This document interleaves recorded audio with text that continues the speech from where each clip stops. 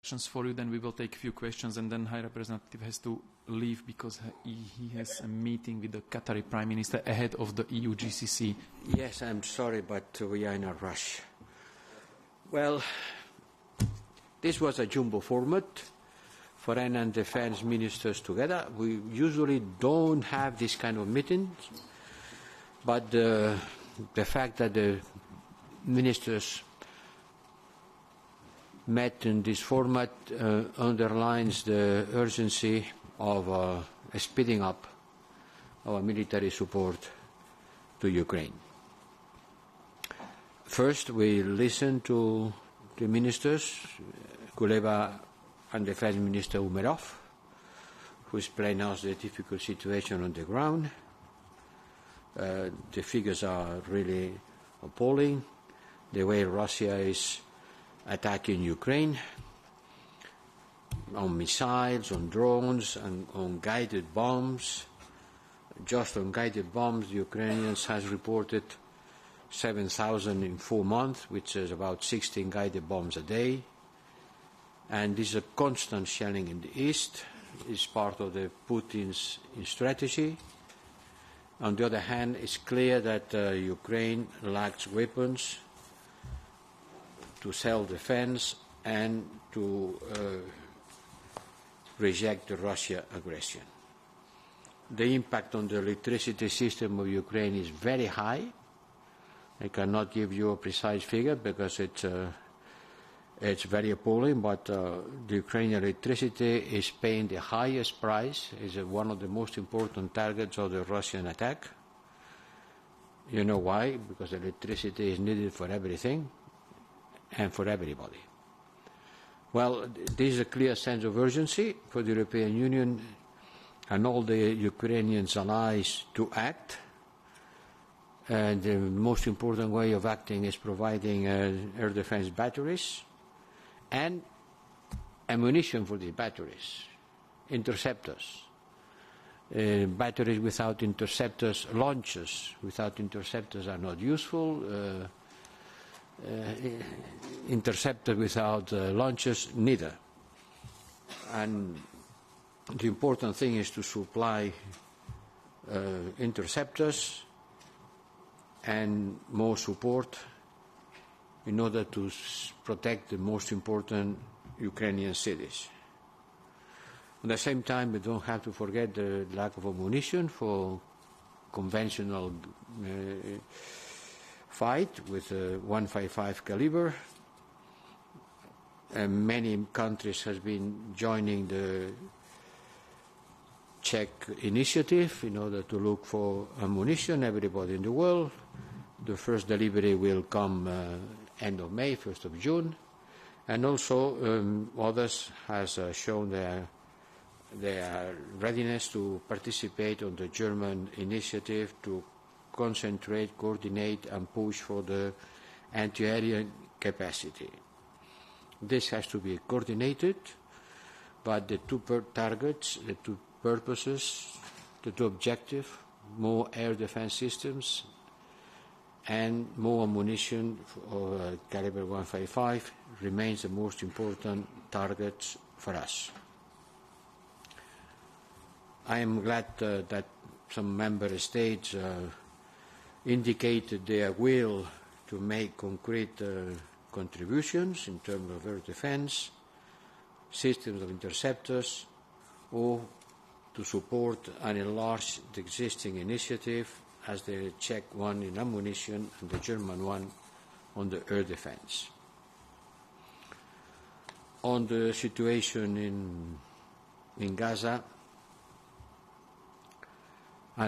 before going to Gaza, it's important to notice that we have reached a political agreement in order to enlarge and expand the existing drones regime to cover missiles and their potential transfer to Russia, the existing drones regime to impose sanctions to Iran in order to cover missiles and their potential, by the time being has not happened, but potential transfer to Russia. This includes the same system that we did for Russia, includes production, missile productions. Second, expanding the geographical area of this framework to cover drone and missile deliveries, not only to Russia, but to the whole region of the Middle East and the Red Sea. And third, to expand the list of prohibited drone components. Now we go back to Gaza, where the situation, there is no progress on the release of hostages, there is no prospect of ceasefire, and there is no real easing of the humanitarian catastrophe. So the three things that we need: release of hostages, ceasefire, and humanitarian catastrophe. Sorry to say, there is not progress on any one of them. Significant progress. Nothing on the release of hostages, no prospect for a ceasefire, and very little. The Commissioner in charge of humanitarian help provided us with some examples of how the humanitarian support is being obstructed. We call for unhindered access, and it's clear that it is being hindered, and they provide us with concrete examples. So there is not an easing of the humanitarian support, so the humanitarian catastrophe for the Palestinian people continue. I want to insist that there is not going to be a lasting stability in the region as long as the war in Gaza continues. Ministers agreed to invite, once again, Israeli Foreign Minister Katz and the new Palestinian Prime Minister Mustafa to the upcoming FAC. On UNRWA, we were waiting for the report by the independent review group led by Catherine Colonna. We're waiting for it. It's supposed to be delivered today, or issued today. We are going to study it, but most donors have already resumed funding of UNRWA. Most donors has already started funding UNRWA. And it's good that it is like this, because the agency is facing a severe funding shortage, which may lead to the suspension of operations. Let's hope that the study of the Catherine Colonna Review Group report will allow everybody, and in particular the funding coming from the European Union Commission, to go back to UNRWA. Then we studied the situation in Sudan, the first anniversary of the outbreak of the war between the actors of the military coup in Sudan. In that occasion, we co-chaired last week the France and Germany, the very successful International Humanitarian Conference in Paris. We listened to the United Nations Special Envoy, Mr. Lamarra, former Minister of Algeria, and we discussed how to step up coordination with the United Nations.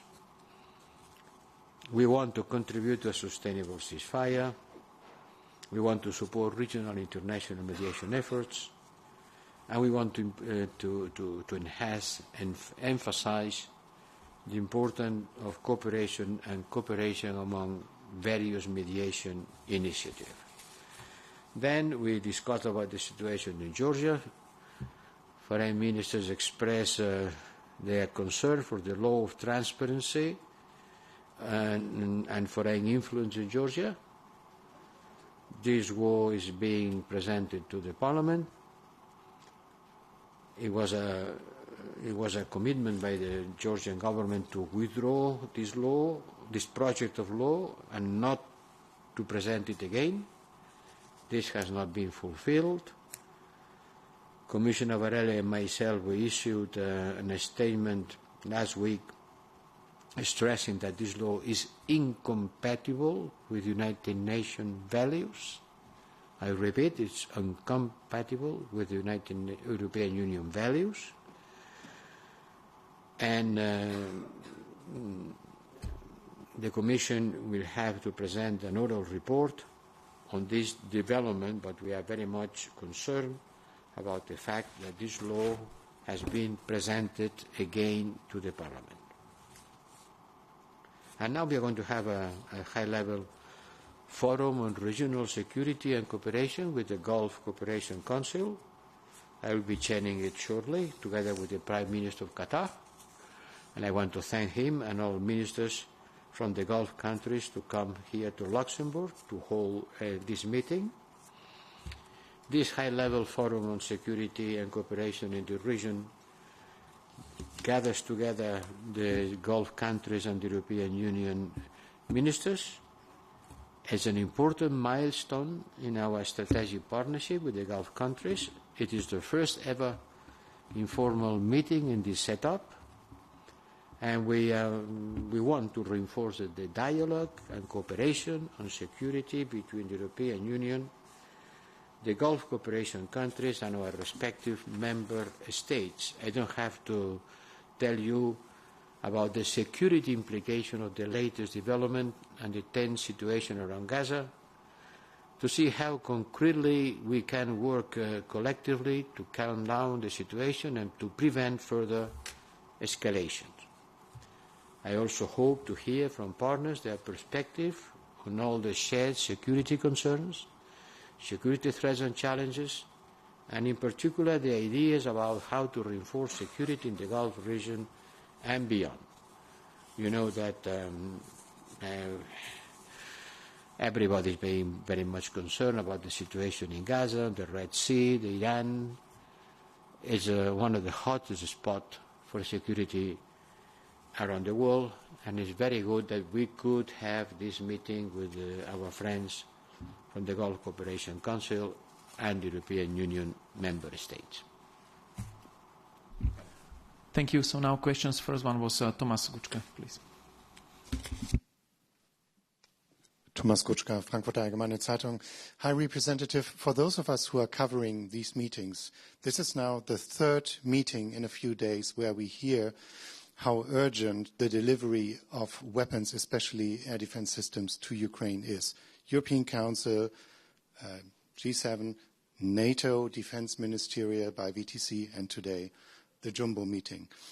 It's also the third, or let's say the second time that we hear pledges have been made, or as you said, member states have indicated their will to contribute. But whenever we ask individual ministers, no one would tell us concretely what their country commits to. Can you explain to us why that is? You are right. This is the third or the fourth time that we discuss about the situation and the need for Ukraine to increase the aerial capacity. It was discussed in NATO, and I can say exactly the same thing that the Secretary General of NATO said after the meeting, that there is a common and clear understanding of the need to provide Ukraine with more aerial capacities. Aerial capacities are composed of different types of arms. As I said, there are the launchers, and there are the interceptors, there are the radars, there are F-16 who are coming, there are long range, medium range, and short range. There is at least 20 different types of anti-aerial capacities, and we have been reviewing all of them, who has been doing what, and what else can be done. And each member state, some of them took concrete propositions in the framework of the German alliance. Others went directly to the other issue, which is also important, which is the Czech initiative on ammunition. Others had to go back to their capitals and to take final decisions. I think now it's mature. Now it's everything has been said, and a lot of things has to be done. Thank you. Next one was Vitaly, Ukrainian TV.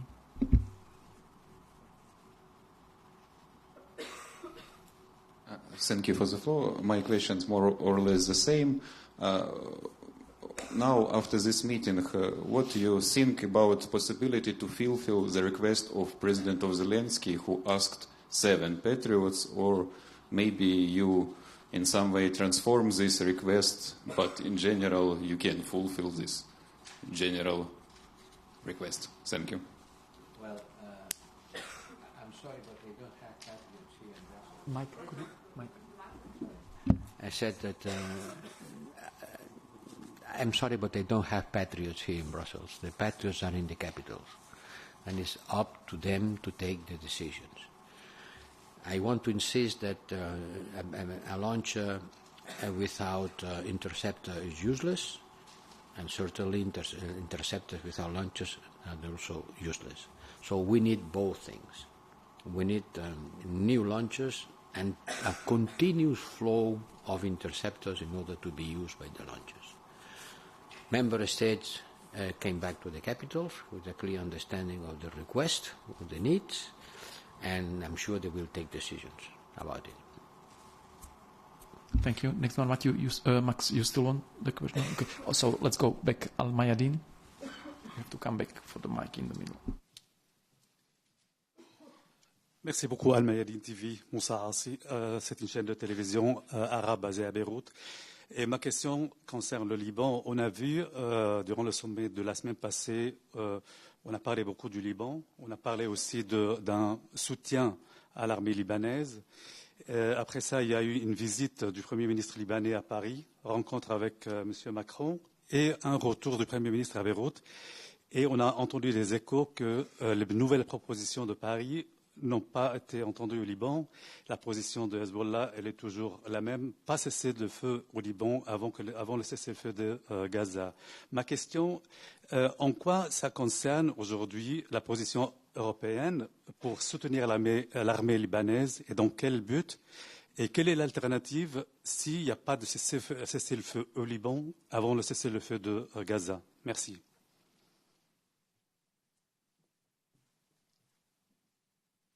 To tell the truth, we haven't discussed in concrete terms the situation in Lebanon, but in the whole region. And we focus our attention on the answer to the Iran attack to Israel, the sanctions regime, the situation in Gaza, the need to improve humanitarian assistance to the population, the stability of the whole region. But I cannot answer your question because we haven't been discussing deeply the situation in the Lebanon. And last question, Reuters, Andrew. Thanks, Andrew Gray from Reuters. High Representative, just to go back to Ukraine and maybe to try again, just to get an answer to the question of why. Why is it taking so long? What do member states, what do capitals tell you when you impress this sense of urgency upon them? Why is it so difficult for them to provide these Patriots as the Germans have done? I mean, since this first plea was made by the Ukrainians, one European Union country has come forward, Germany, with one Patriot battery. So why not more? You understand very well which is the role of the High Representative. It's not in my hand to take this decision. What I'm trying to do, what I'm doing, it's to put the question very high on the understanding of my colleagues, on the ministers of the European Union member states. And that's why we call both foreign affairs and defense ministers to take into consideration both and simultaneously the political dimension together with the defense capacities of member states. Because foreign affairs ministers are not in charge of the army, and the army has to take decisions on a general political framework. That's why both of them were here.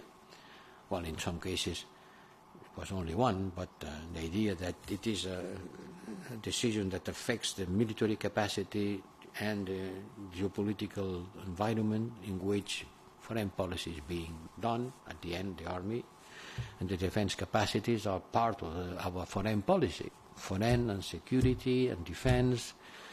I don't want to lose any opportunity to repeat, is a competence of the member states. It's not me, it's not the Commission who have the capacity to decide what kind of military support the member states want or can offer to Ukraine, depending on their own capacities and needs. But today I think that everything has been said and everybody understood and everybody has to in a position to take decisions. But, you know, I cannot take decisions instead of them. I think the meeting was useful because everybody was looking at the others, what you're doing, what we can do, which is the level of ammunition that has to be provided. Everybody has to take into consideration their own capacities and needs and the need to support Ukraine. And the work will continue.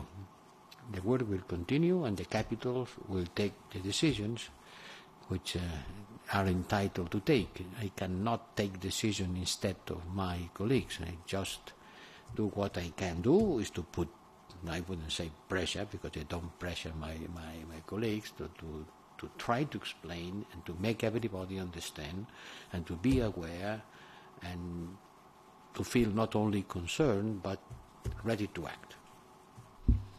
Thank you, and that was it. Thank you very much for coming. We have the meeting with the GCC partners, which needs to be prepared. So thank you very much for coming. Big thanks to interpreters, and see you back in Brussels. Bye.